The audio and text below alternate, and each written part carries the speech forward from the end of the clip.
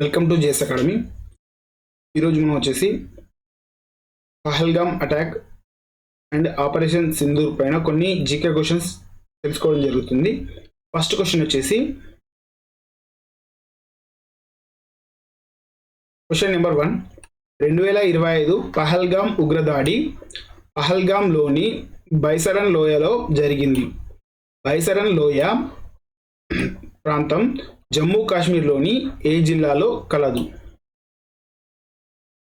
Answer వచ్చేసి option 3 Anantnag జిల్లాలో కలదు.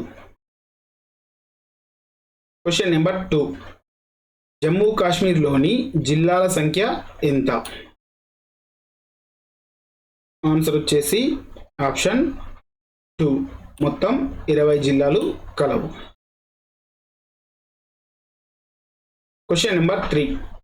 పహల్గామ్ ఉగ్రదాడి జరిగిన తరువాత భారత్ తీసుకున్న చర్య లేదా చర్యలు ఏమిటి?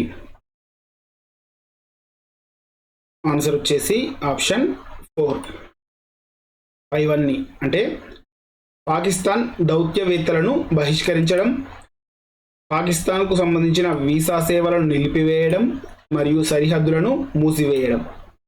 అలాగే థర్డ్ వన్ వచ్చేసి సింధు జలాల ఒప్పందం నుండి భారత్ వైదొలగడం వంటి చర్యలు భారత్ తీసుకున్నది. దీని తర్వాత పహల్గామ్ ఉగ్రదాడి తర్వాత. Question number 4. సింధు జలాల ఒప్పందం ఎప్పుడు జరిగింది? ఆన్సర్ వచ్చేసి ఆప్షన్ 3 1960 సెప్టెంబర్ 19న జరిగింది. ఏంటి సింధు జలాల ఒప్పందం? Question number 5. భారత్ సింధు జలాలను నిలిపివేసిన తరువాత పాకిస్తాన్ తీసుకున్న చర్య లేదా చర్యలు ఏమిటి? ఆన్సర్ వచ్చేసి ఆప్షన్ 4 పైవన్నీ అంటే భారత్పై వాణిజ్య ఆంక్షలు విధించడం, సెకండ్ వచ్చేసి పాకిస్తాన్ గగనతలం మరియు క్రాసింగ్లను మూసివేయడం, 3 వచ్చేసి సిమ్లా ఒప్పందాన్ని నిలిపివేయడం వంటి చర్యలు పాకిస్తాన్ తీసుకుంది. Question number 6. సింధు జలాల ఒప్పందం భారత్ పాక్ మధ్య జరిగింది. దీనికి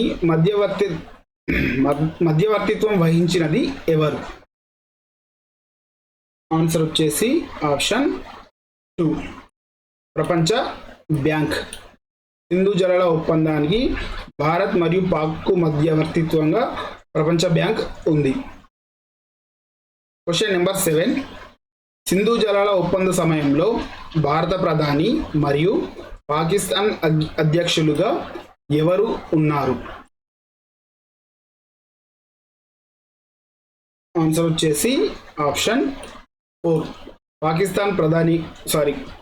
భారత ప్రధానిగా జవహర్ లాల్ నెహ్రూ గారు, అలాగే పాకిస్తాన్ అధ్యక్షులుగా అయూబ్ ఖాన్ ఉన్నారు. Question number 8. సింధు జలాల ఒప్పందం ప్రకారం భారత నియంత్రణలో ఉన్న 3 నదులను కనుగొనండి. ఆన్సర్ వచ్చేసి ఆప్షన్ 4 బియాస్, రావి, సట్లెజ్ వంటి 3 నదులు భారత నియంత్రణలో ఉన్నాయి. Question number 9. సింధు జలాల ఒప్పందం ప్రకారం పాకిస్తాన్ నియంత్రణలో ఉన్న 3 నదులను తెలపండి.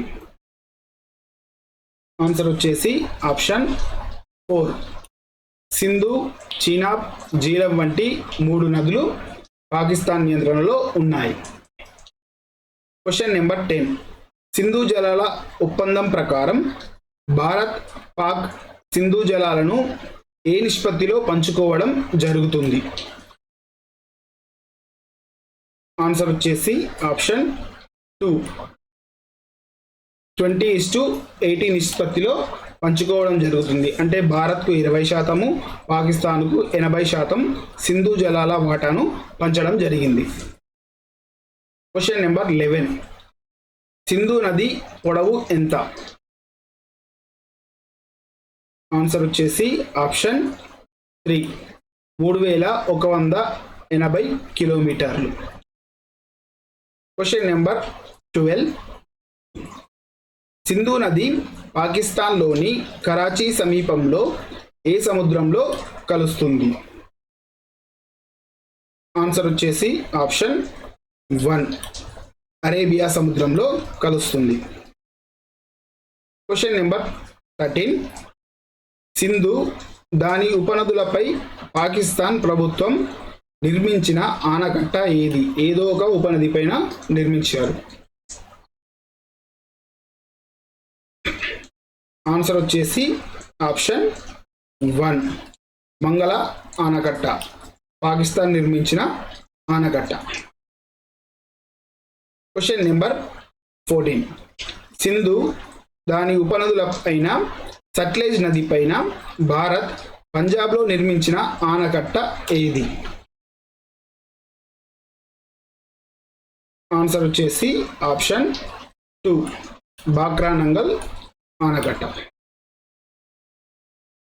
Question number 15.